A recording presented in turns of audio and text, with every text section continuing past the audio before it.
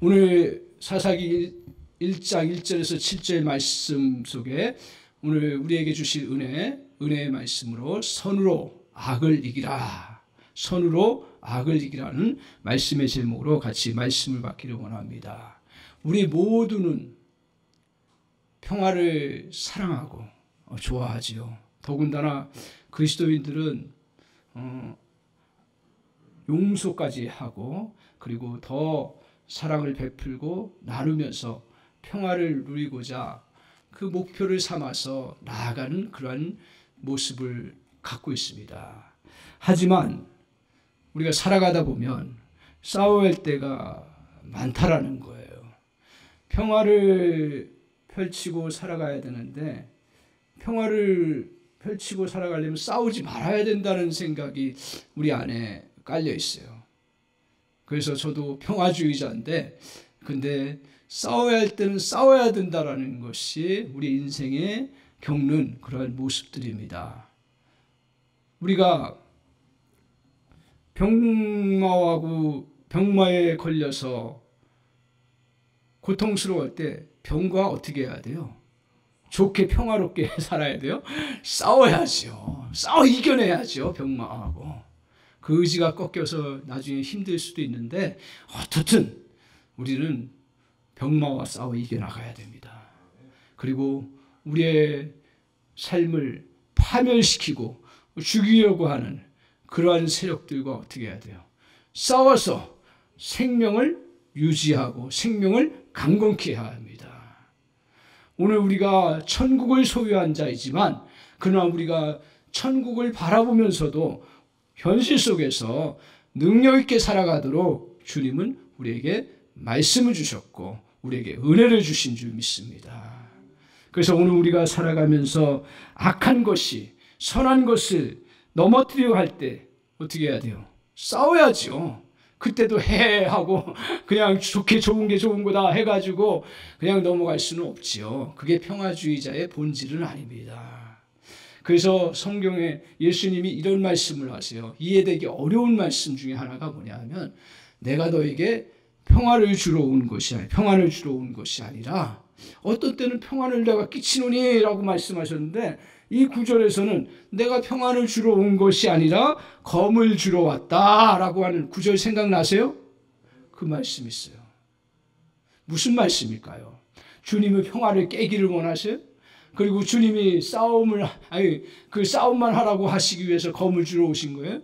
오늘 우리가 진정한 평안을 누리고 생명을 누리기 위해서는 우리가 싸워서 이길 수 있는 검과 능력을 갖추도록 우리 주님이 이 땅에 오셨고 그 은혜를 주신다는 말씀입니다. 따라서 우리는 싸워야 될 것은 반드시 싸워서 이겨나가야 되고 승리해 나가는 삶을 살아가야 합니다.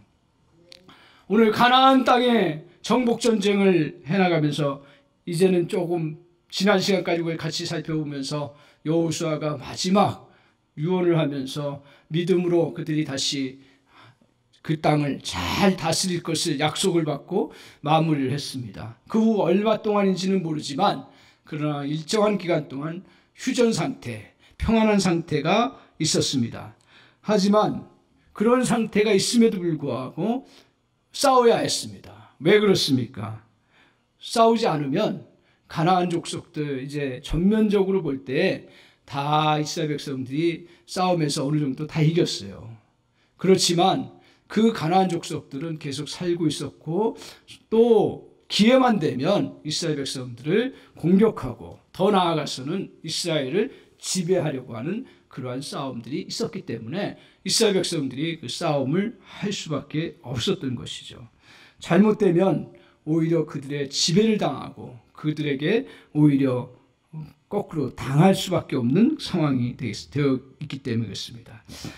또한 표면적으로는 가나안 족속과의 싸움이라고 했어요. 그런데 우리 같이 지난 시간에 말씀을 보면서 무엇을 발견했어요?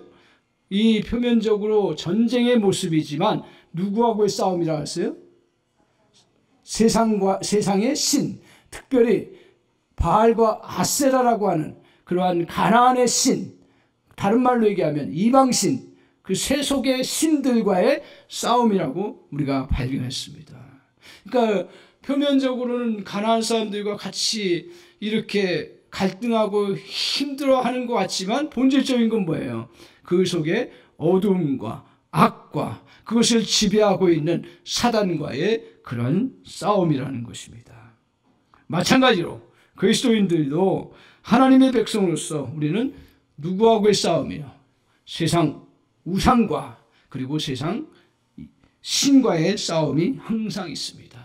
그래서 감사하게도 우리가 지난 시간에 같이 살피면서 정말 가나안 신이 지배하고 다스리는 거 여러 가지가 있지만 크게 세 가지를 가지고 우리에게 집요하게 계속 자기의 손아귀에 영향권 하에 누려고 한다는 것을 우리가 깨달았습니다. 세 가지가 뭡니까? 첫째, 뭐니 해도 돈입니다. 돈으로 지배하려고 해요. 가만히 보십시오. 이 돈이 중립적인 것이라고 했지만 이것이 어둠의 세력에 영향을 받고 지배를 받으면 돈 가지고 지배하려고 하는 그러한 속성이 있습니다. 또한 우리는 지배당해요.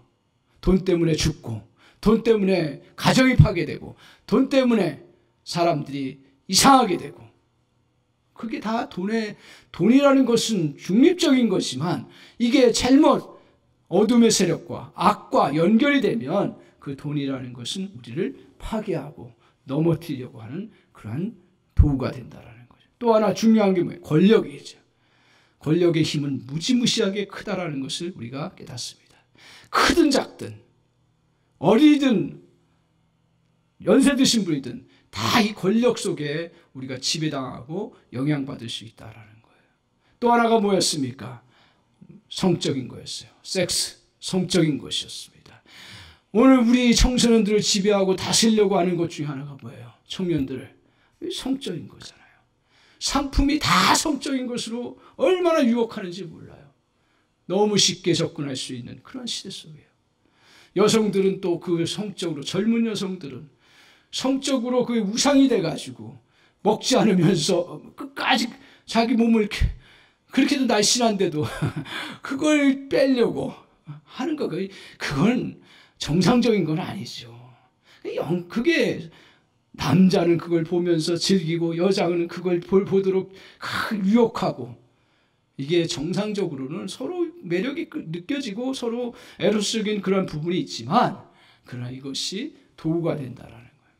오늘 우리 시대의 그리스도인들도 마찬가지로 세상의 우상과 세상의 신들에 의해서 영향을 받기 때문에 그 싸움을 계속 해나갈 수밖에 없다는 거예요. 그래서 교회를 뭐라고 얘기를 하냐면 안 들어보셨을 거예요. 교회는 전투하는 교회라고 해요. 들어보셨어요? 전투하는 교회예요. 싸우는 거예요. 교회는 누구라 그랬어요? 우리 장로님이 잘 설명해 주셨는데 교회는 건물이 아니에요. 그렇죠? 교회 예배당이라고 하죠.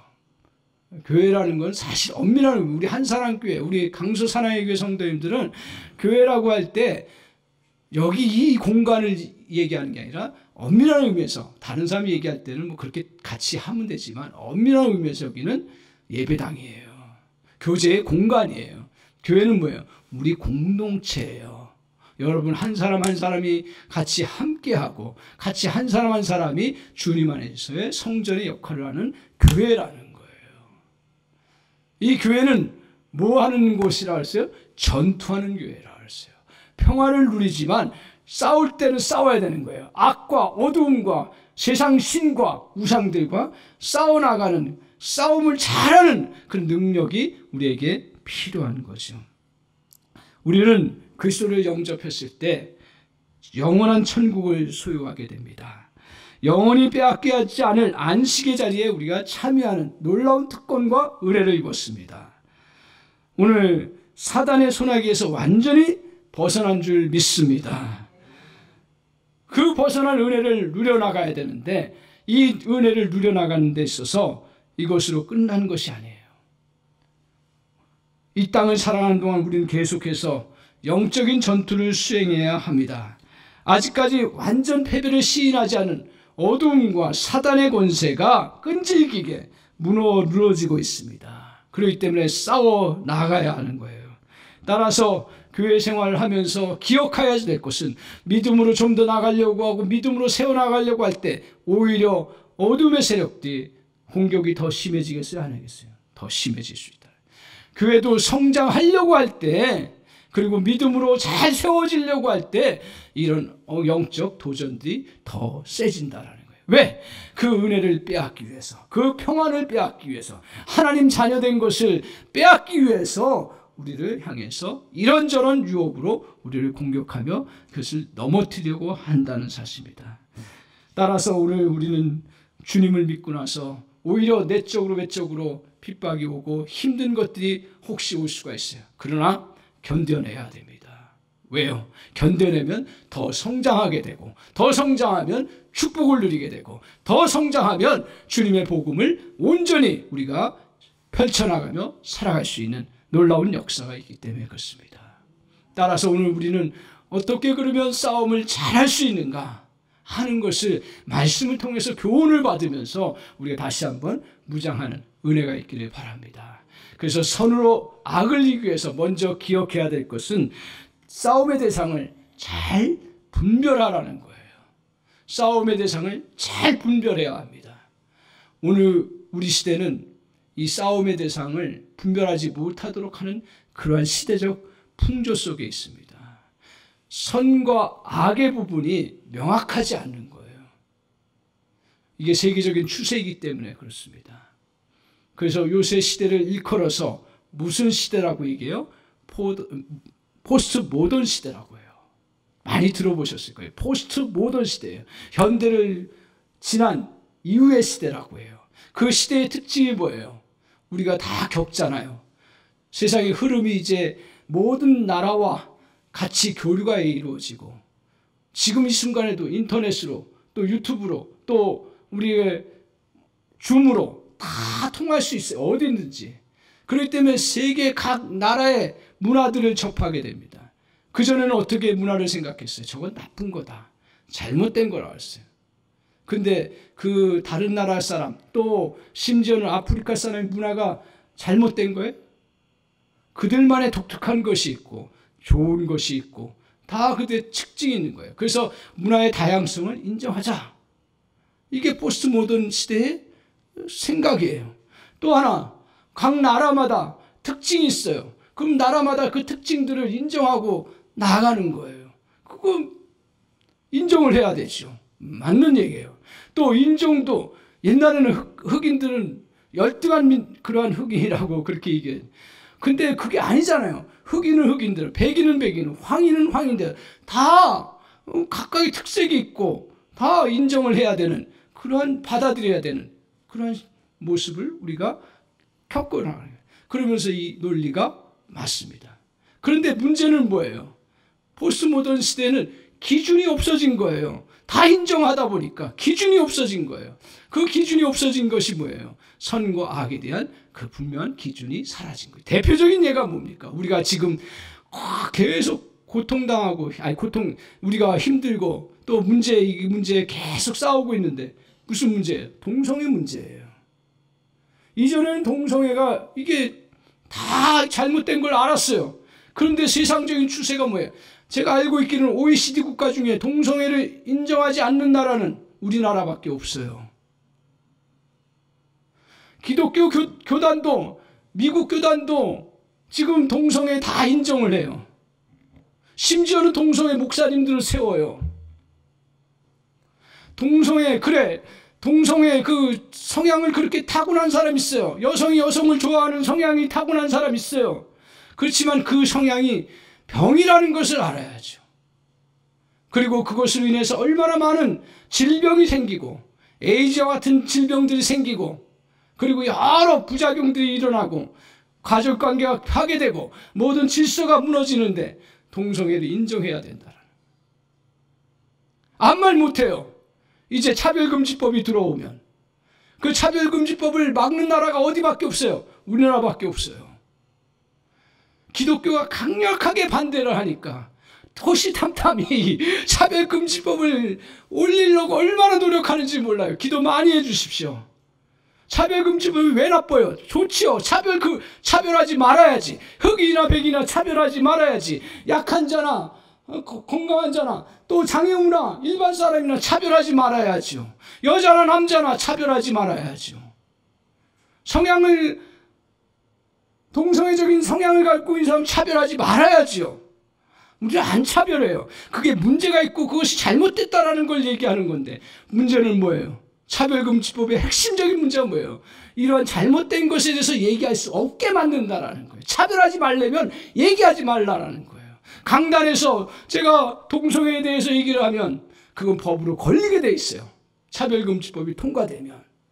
그러니까 문제가 뭐냐면 다 좋아요. 다 좋지만 그러나 그 금지법을 통해서 아무 말 못하게 하는 거예요.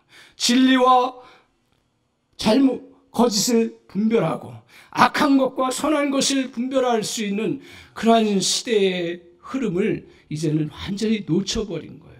그래서 저와 여러분이 이러한 부분을 정확하게 분별하고 싸워 나아가야 되는 자세가 필요합니다. 우리는 항상 평화를 추구하지만 악과 어둠과는 싸워 나가야 됩니다.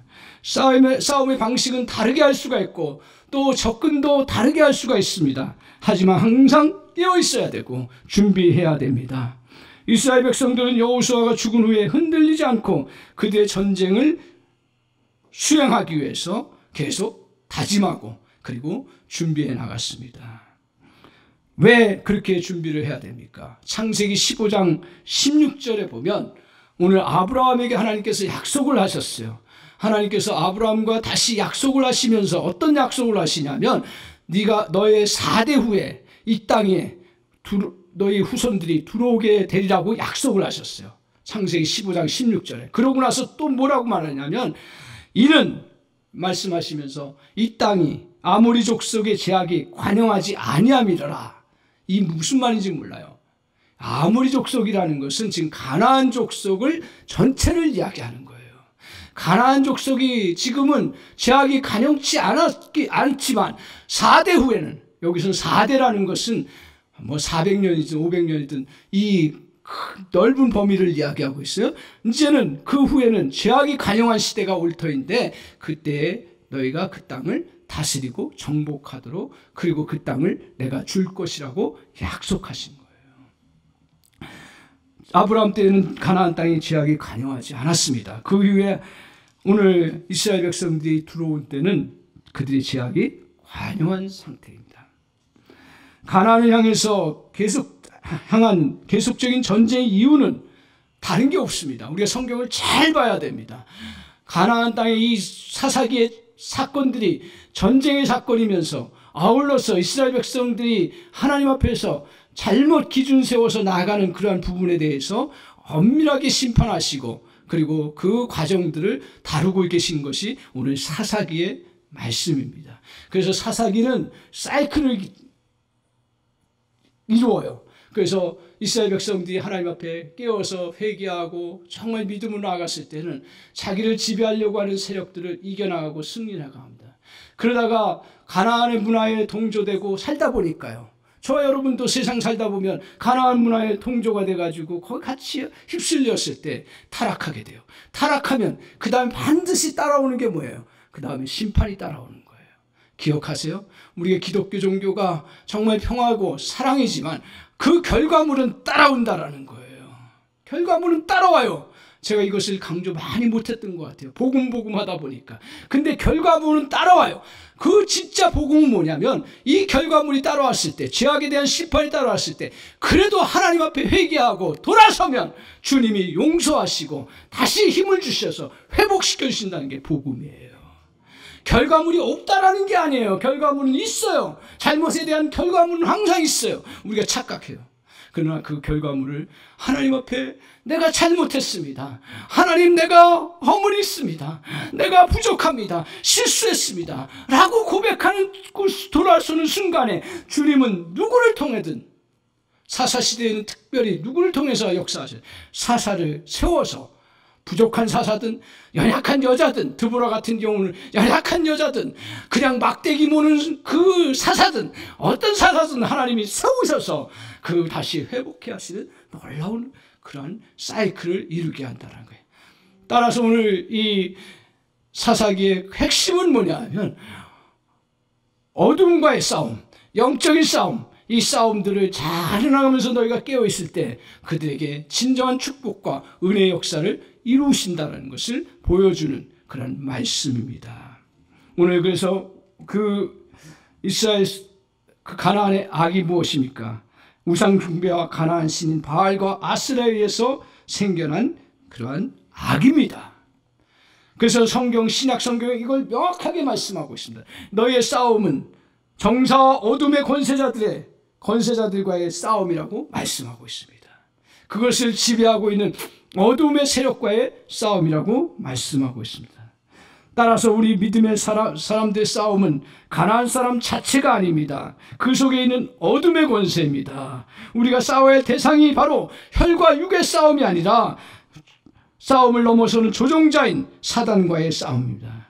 왜요? 사단은 믿음의 백성들이 잘 되는 것을 보기를 원치 않습니다. 어떻게든 믿음의 사람과 믿음의 공동체를 넘어뜨리려고 합니다. 왜요? 자기의 손아귀에 넣으려고 하고 있고요. 그들이 손아귀에 넣을 수 없으면 믿음의 사람답게 살아가지 못하도록 하기 위해서 그렇게 공격해 옵니다.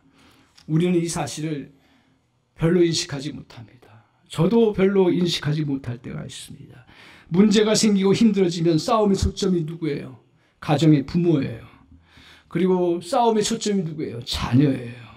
싸움의 초점이 누구예요? 아내에게로 향하여 갑니다. 또 교회에서도 싸움의 성도가 싸움의 대상이 되기도 할 때가 있습니다. 이것이 패배의 원인입니다. 오늘 우리는 이것을 잘 구별해야 합니다. 오늘 문제의 원인을 상대에게서 찾습니다. 따라서 우리는 싸울 때 이 싸움의 구별을 하지 않으면 그 존재 자체를 계속 미워하게 되고 그러면 그 싸움은 끝나지를 않아요. 그리고 이겨낼 수가 없습니다. 오늘 우리의 싸움은 사단과 어둠의 권세가 미친 영향력과 그 안에 둥지를 트고 있는 어둠의 그러한 모습들입니다. 제가 이 말씀 준비하면서 왜 이런 논리가 성립되지? 옛날에 그런 일들 많이 있었어요. 자기 자녀가 막 진짜 몹쓸 짓하고 천인공노할 죄를 범하고 감옥에 들어갔는데 그 엄마는 아들 살려달라고, 아들 빼내달라고 말도 안 되는 거죠. 그리고 그 범죄를 해놓고서 그 인질을 가지고 죽이려고 막 하는 순간에 어머니는 뭐라 그래요? 다 지금 죽느냐 사느냐인데 다 물리치고 막 거기 달려가서 아들을 살려내려고 하는 거예요. 왜요? 아들은 범죄한 건 밉지만 아들은 사랑하기 때문에 그런 거예요. 오늘 이 정신을 우리가 놓쳐버리면 우리의 진정한 싸움은 이루어질 수가 없고 그리고 온전한 싸움을 해나갈 수가 없습니다. 우리의 싸움의 대상은 우리의 형제나 자매가 아닙니다. 정사와 어둠의 권세자들과의 싸움이고 그 권세자들이 영향을 미치고 그 공격하려고 하는 못된 습성과 못된 악과 못된 그런 잘못된 그러한 모습들이죠. 그리스도인은 상대가 아무리 미워도 그 상대를 향해서 절대로 미워해서는 안 돼요. 참 안 되지요. 안 되지요. 같이 동일시가 되니까요. 그러면 우리의 복음의 역사가 나타나질 않아요. 저도 이렇게 설교하면서 안 됩니다. 그렇기 때문에 은혜를 구합니다. 그리고 분별하려고 합니다. 분별해야 됩니다. 그리고 치열하게 그 존재 자체와 싸우는 것이 아니라 그 존재에 있는 어둠과 어둠의 권세가 영향을 미치고 싸우려고 하는 그 어둠의 모습들, 죄악된 모습들, 그리고 악한 모습들을 우리가 싸워 나가야 합니다. 이렇게 싸울 때 우리가 준비를 해야 됩니다. 준비 없이 나갈 수가 없죠. 그래서 이스라엘 백성들이 먼저 이 준비를 할 때 가장 중요한 게 뭐예요? 마음의 준비죠. 선한 의지력이에요. 그래서 이스라엘 백성들이 이제 1절 한번 보여주십시오. 이때 우리가 싸울 때 정말 준비가 필요한데 어떤 준비가 필요하냐. 자, 1절 같이 한번 읽겠습니다. 시작. 여호수아가 죽은 후에 이스라엘 자손이 여호와께 여쭈어 이르되 우리 가운데 누가 먼저 올라가서 가나안 족속과 싸우리까. 자, 이스라엘 백성들 항상 싸워야 된다는 그런 부담감이 있었어요. 그러면서 하나님 앞에 여쭈어서 물어봐요. 누가 먼저 올라가서 가나안 족속과 싸우리까. 이때의 싸움은 조금 달라요. 어떤 싸움이냐면 여호수아의 싸움은 전면전이라고 그랬잖아요. 이때의 싸움은 뭐냐면 각각 그 지파별로 싸움이에요. 하나님이 할당된 곳이에요. 이것도 우리가 잘 기억할 필요가 있습니다. 우리가 전면적으로 싸워야 될 때도 있지만 내 하나님께서 주신 영역 속에서 싸움을 지금 이제 사사시대는 해나가고 있어요. 그러면서 이제 누가 그러면 이 싸움을 먼저 앞장서서 치고 나갈까요? 라고 하는 질문이에요. 그때 2절을 한번 보십시오. 2절 같이 한번 읽겠습니다. 시작. 여호와께 이르시되 유다가 올라갈지라 보라 내가 이 땅을 그의 손에 넘겨주었노라 하시니라. 누가 올라가라고요? 유다가. 뜬금없이 유다가 우리는 잘 몰라요. 근데 성경을 자세히 살펴보면 시편 79편 78편 9절에 이렇게 나와 있습니다. 들어보십시오. 이스라엘 자손은 에브라임 자손은 병기를 갖추며 활을 가졌으나 전쟁의 날에 물러갔도다. 누가 물러갔다고요? 에브라임 자손이에요. 에브라임 자손 하니까 잘 몰라요. 이전까지 전쟁의 그 전면전 속에서 주도적으로 이끌어갔던 사람이 지파가 어디였냐면 요셉 지파였어요. 요셉 하면 요셉의 두 아들 기억나시죠? 에브라임과 므낫세 기억나시죠? 그러니까 에브라임도 같은 요셉 그 지파에 포함되어 있는 거예요. 그냥 대표적인 지파 하면 에브라임 지파, 요셉 지파 같은 말이에요. 그러니까 에브라임 지파가 전쟁의 날에 어떻게 했다고요? 물러나갔다 그래요. 이 말은 뭐냐면 요셉 지파 입장에서는 뭐냐면 에브라임 지파 입장에서 계속 싸움을 싸워나가는데 이제 지쳤다 이거예요. 힘들다 이거예요. 그리고 이제는 좀 쉬어야 되겠다. 그리고 더 이상 요새 전쟁 너무 힘들다. 그러면서 슬쩍 무기와 능력을 갖추고 있다고 성경은 이야기해요. 병기를 갖추고 활을 가졌으나 전쟁의 날에 물러갔다 그랬어요. 이제 하기 싫다라는 거죠. 그러니까 하나님께서 하기 싫은 사람 내버려 두세요. 그러고서 누구를 세우냐면 유다 지파를 세워요. 유다 지파는 항상 어떤 그런 모습을 가졌냐면 행군을 할 때도 누가 맨 처음에 앞장섰냐면 지파별로 행군했잖아요. 근데 가장 앞에 섰던 지파가 유다 지파예요. 그리고 유다 지파 하면 생각나는 사람이 있어요. 누가 생각나냐면 갈렙이에요. 그분의 영향을 받았는지 그것까지 정확하게 우리가 살펴볼 수는 없지만 유다 지파예요. 그래서 갈렙이 유다 그 산지를 내게 달라고 하는 그러한 정신이 살아있는 거예요. 유다가 준비되어 있는 거예요. 그래서 준비된 유다를 향해서 오늘 그러면 너희가 올라가라 말씀하고 계세요. 오늘 이렇게 해나갈 때 이제 우리가 마음의 준비 그래 싸워야겠다. 여러분 우리 신앙생활 하면서 이제 어둠과 악한 뿌리들 그리고 우리 가정이나 개인이나 특별히 내 영역 속에 있는 그런 부분과 싸워 나가야겠다.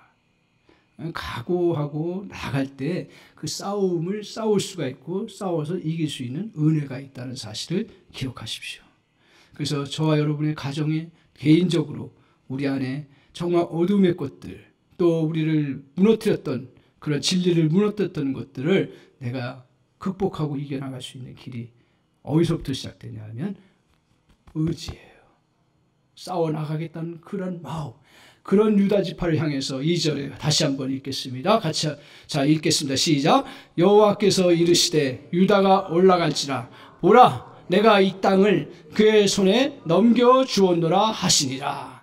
하나님께서 유다 지파 올라가라고 하시고서 끝나신 게 아니에요. 항상 성경 보시면 일정한 패턴, 하나님이 말씀하시는 패턴이 있어요. 먼저 가라 이거예요. 그리고 여호수아에게도 그 땅을 너가 밟으라 그렇게 얘기하시고 그 다음에 반드시 주시는 게 뭐냐면 그 다음 보라 내가 이 땅을 너의 손에 넘겨주었노라. 물론 전면적으로 해서 유다 그 지파 그 족속이 갖고 있는 남부 지역은 다 장악되어 있지만 그날 곳곳에 둥지를 틀고 있는 가나안 족속들이 수없이 아직도 있는 곳에 싸우려 나가려고 할 때 얼마나 두려움이 있겠어요. 얼마나 힘들어요. 힘듭니다. 그때 주님께서 어떤 믿음을 가지라고 하냐 하면 내가 이 땅을 내 손에 넘겨주었다 이거예요. 싸우면 반드시 이길 수 있다라는 거예요. 그거 없으면 싸울 수가 없는 거예요. 이길 수가 없는 거예요. 우리 안에 어떤 문제든지 내가 싸워서 이길 수 있다라는 거예요. 그 근거가 뭐예요? 여러분의 힘과 능력이 아니라고 했습니다. 주님이 그 땅을 주신다고 약속하셨어요. 우리는 누구와의 싸움이었어요? 악과의 싸움에서 우리 주님께서 우리를 그것을 이길 수 있는 근거를 주셨고 힘을 주셨다라는 거예요. 특별히 오늘 신약시대에 우리에게 축복 주신 게 뭐예요? 골로새 2장 15절에 말씀합니다. 뭐라고 말씀합니까?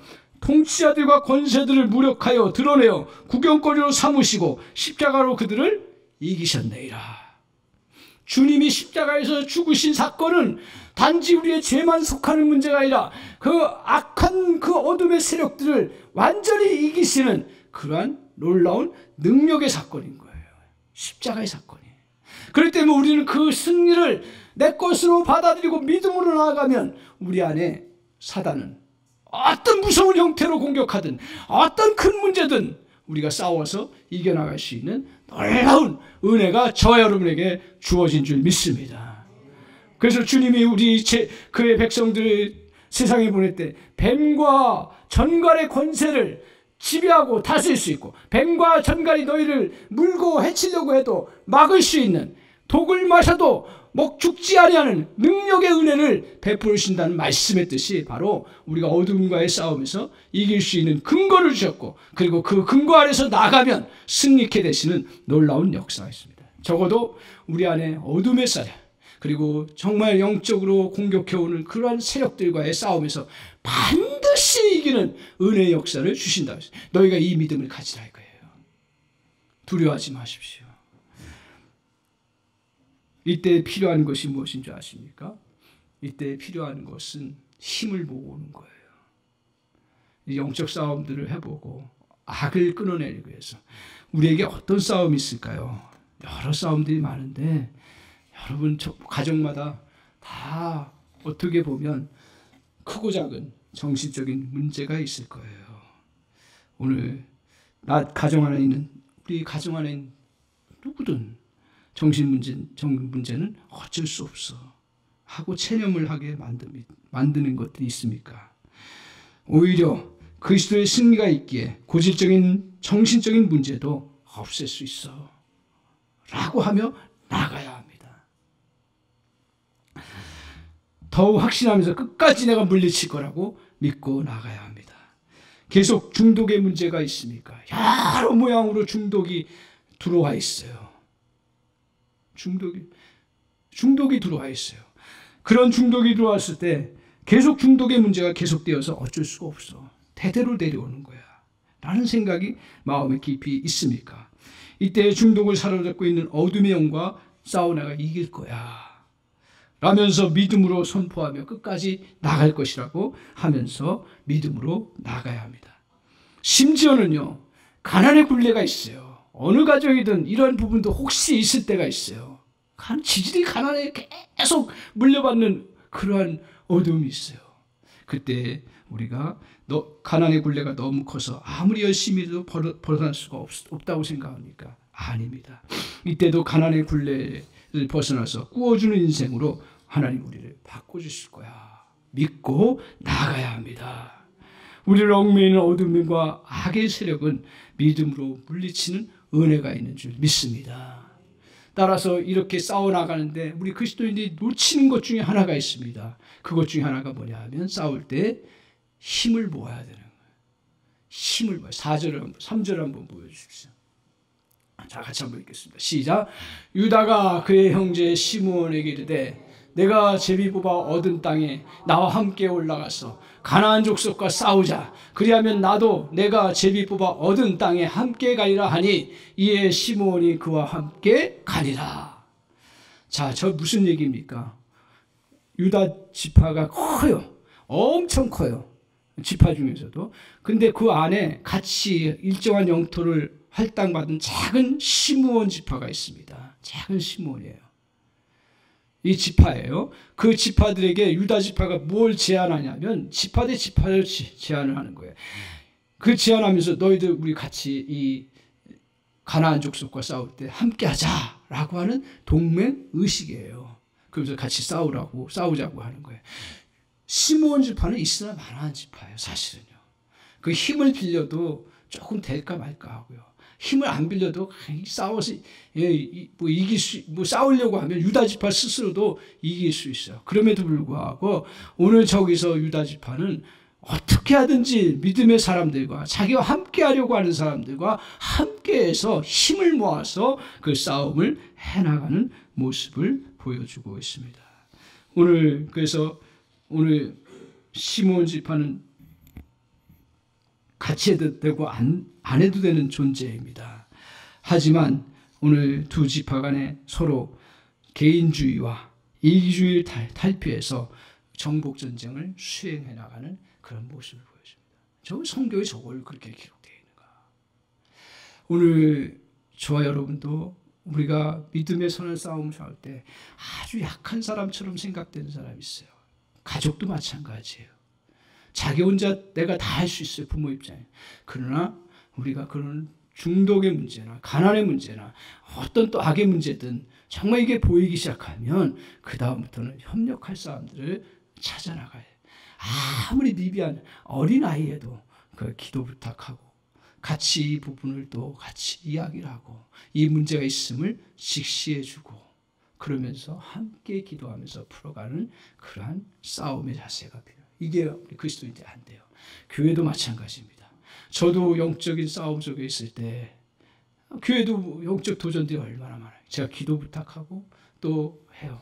어떻게 들으실지 모르지만 정말 같이 한마디 한마디 같이 기도를 모아서 해나갈 때 하나님 그걸 통해서 역사를 이루어가시는 은혜가 있음을 꼭 기억하시기 바랍니다. 개인적으로 너무 큰 문제고 고백하기 어려운 부분이 있고 이 고백하면 또 여러 사단이 나는 경우가 있어요. 사실은요. 교회 안에서. 그때는 지혜롭게 정말 기도 부탁할 사람들한테 부탁하든지 아니면 그 지혜롭게 기도 제목을 내는 어떻게 하든 제가 말씀드리려고 하는 거예요. 어떻게 하든 자기 혼자만 풀어가면 안 된다라는 거예요. 그걸 기도하면서 같이 협력하고 나갈 수 있는 나를 이해해주고 나를 받아줄 수 있고 그 기도를 진심으로 해줄 수 있는 사람들을 향해서 기도 부탁. 우리가 기도 부탁 받으면 그것에 대해서 진심으로 대해야 돼. 요새 기도 제목들이 너무 저도 그렇고요. 그냥 기도해 주세요 하고 끝나요. 저는 죽도록은 안 해요. 새벽 기도 열심히 기도해요. 근데 그거 다 이미 지나갔어. 그거 붙잡고 있어요. 물론 계속 할 필요가 있지만 무슨 얘기냐면 형식적이라는 거예요. 도움 구하는 것도 형식적인 거고. 아니에요. 영적 싸움 만만치가 않습니다. 하나님 앞에 우리가 같이 기도하고 협력하고 교회도 부흥되고 성장하려고 하면 교회가 부흥되고 성장하려고 하면 같이 힘을 합해서 기도해야 되고 여러분이 같이 살려고 하면 같이 믿음으로 합해 나가야 돼요. 무시하지 마세요. 이게 기도가 안 보이니까요. 악이 안 보이니까요.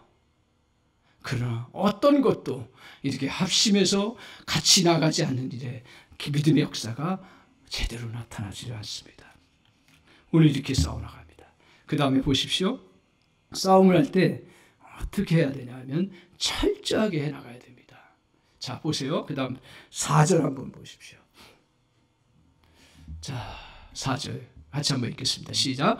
유다가 올라가매 여호와께서 가나안 족속과 브리스 족속을 그들의 손에 넘겨주시니 그들이 베색에서 10,000명을 죽이고 자, 베색 사건을 이야기해요. 그 다음에 베색에서 또 누구를 만나냐면 아도니 베색이라고 하는 사람을 만나요. 그리고 브리스 족속을 또 해요. 아니 베색만 이겼으면 되지. 또 브리스 족속하고요. 그 다음 7절에 이 구절이 너무 힘든 거예요. 이 일반 관점에서 볼 때. 한번 7절 같이 한번 읽어보겠습니다. 시작. 아도니 베색이 이르되 옛적에 70명의 왕들이 그들의 엄지손가락과 엄지발가락이 잘리고 내 상 아래에서 먹을 것을 줍더니 하나님이 내가 행한 대로 내게 갚으심이로다 하니라. 무리가 그들 끌고 예루살렘에 이르렀더니 그가 거기서 죽었더라. 자, 아도니 베색이라고 하는 사람, 베색에 있는 왕이에요. 이 왕이 자기가 이제 고백하는 거예요. 옛적에 자기가 70명의 왕과 그들의 엄지손가락과 엄지발가락을 어떻게 했어요? 잘랐대요. 그리고 내 상 아래에서 먹을 것을 줍도록 그들을 꼼짝 못하게 했어요. 엄지손가락을 자르면 어떻게 화를 못 써요. 화를. 그죠? 싸움을 할 수가 없어요. 엄지발가락을 자르면 어떻게 해야 돼요? 전쟁에 걸을 수가 없어요. 그러니까 뭐 꼼짝 못하는 거죠. 아주 잔인한 거죠. 어떻게 보면. 이걸 잘라버리고 그러면서 그들을 굴복시켰어요.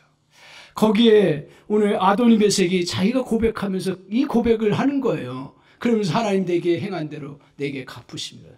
하나님이 갚은 것 같이 보인 것을 자기가 느낀 거예요. 나에게도 자기 엄지손가락과 엄지발가락을 잘랐어요. 이스라엘 백성들이 믿음의 백성들이 잘랐어요. 그러니까 이 아도니 베색이 그걸 당하면서 내가 이렇게 고통을 당하는 것은 내가 그렇게 많은 것을 악을 행한 것에 대해서 하나님이 행하신 것이다. 이렇게 얘기해요. 여기서의 포인트는 뭐냐 하면 이 아도니 베색은 자기가 당한 거 응과 응보로 이야기를 하고 있지만 하나님이 원하시는 건 뭐였냐면 아도니 베색의 그 손가락과 발가락을 이스라엘 백성들이 잔인하게 자르는 것처럼 보여요. 잘랐어요. 그런데 그 문제가 뭐냐 하면 악의 부분을 잘라낸 거예요. 자기 손으로 그렇잖아요. 자기 고백으로 70명의 사람들을 죽이고 자기에게 굴복하게 하고 자기 믿는 신을 쫓아가게 하고 자기를 우상하게 하고 하면서 권력을 가지고 그들을 향해서 공격하고 해왔던 그 악한 것들을 오늘 하나님은 이스라엘 백성들을 통해서 그걸 제거하게 하시는 상징적인 걸 보여주는 거죠. 뭘 얘기합니까? 우리가 악의 뿌리는요. 끝까지 들어가서 계속 기도해야 되는 거예요. 오늘 우리 신약 시대는 뭐 같이 전쟁하고 같이 이렇게 뭐 무력 충돌하고 그런 개념은 아니에요, 사실은요. 뭐 그럴 때도 있겠지만 악의 부분이 끝까지 있어요. 그래서 중독의 부분도 그 뿌리까지 뽑아요. 제가 옥상에 뭐 제가 별로 안 하는데 옥상에 지난번에 한번 마음이 꽂혀가지고 화단 한번 갖고 봐야겠다 해가지고 우리 허 목사님 같이 해서 나무 심고 이렇게 했던 적이 있어요. 그 나무 심었더니 나무가 잘 자라는데 자라는 과정 속에 풀이 그걸 묻어버렸네. 그래서 제가 이제 저 잘 못해요. 근데 그냥 어느 날 올라갔더니 거기서 잘라줬어요. 잘라가지고 이제 괜찮겠지 했더니 또 이제 뭐 그것만 보고 있는 게 아니니까 또 한번 바람 쐬러 올라가서 보니까 또 자라있네. 또 했어. 또 자라있네. 몇 번을 그런 거야 이거. 열 확 받는 거예요. 그래서 이제 뽑으려고 했더니 그 뿌리를 보니까 이게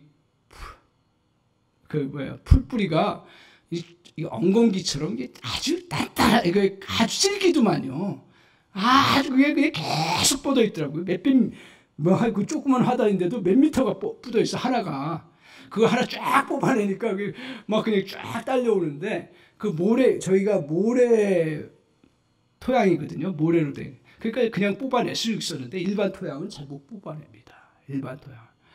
그걸 보면서 이걸 뿌리를 안 잘라내고 그냥 겉에만 잘라내니까 이게 계속 똑같은 문제네. 제가 그걸 보면서 느낀 건 뭐냐면 우리 영적인 부분이 이 부분입니다. 그래 불쌍해. 너무 불쌍해. 여기까지만 하자 하고 끝내버리는 거예요. 근데요 기도는 이런 표현이 맞을지 모르겠어요. 잔인할 정도로 기도는요 잔인할 정도로 집요하게 가서 영적인 싸움을 해나가고 그러면서 계속 집요하게 그 부분에 대해서 살피고 그리고 끝까지 주님 앞에서 의지하고 나아가는 믿음의 자세가 필요한 줄 믿습니다. 사랑하는 성도 여러분, 오늘 저와 여러분 이 진리를 가슴에 담고요. 힘드시겠지만, 이런 표현하면 안 되는, 힘드시겠지만 정말 영적 싸움이라는 걸 잘 분별하시고 그 싸움에서 대상들 잘 분별하고 그리고 싸울 때 사람들, 믿음의 사람들 같이 협력해서 할 수 있도록 협력체계 구축하고 그리고 선한 의지를 가지고 주님 앞에서 싸우겠다고. 그리스도 이제 잘 싸워나가야 됩니다. 그리고 끝까지 해나가십시오. 그러면 주님이 어떤 은혜를 베푸시냐면 가는 곳마다 지금 7절까지도 그 가나안 족속도 없앴고요. 8절에도 예루살렘 무너뜨렸고요. 그 다음에 헤브론 지역도 계속 점령하는 역사가 있습니다. 주님이 나가고자 하는 사람에게 10번 나가면 10번 싸우고자 하면 10번 이기게 하시는 은혜가 있다는 사실을 꼭 기억하시고 믿음으로 승리해 나가는 저와 여러분 되시기를 주님의 이름으로 간절히 축원합니다.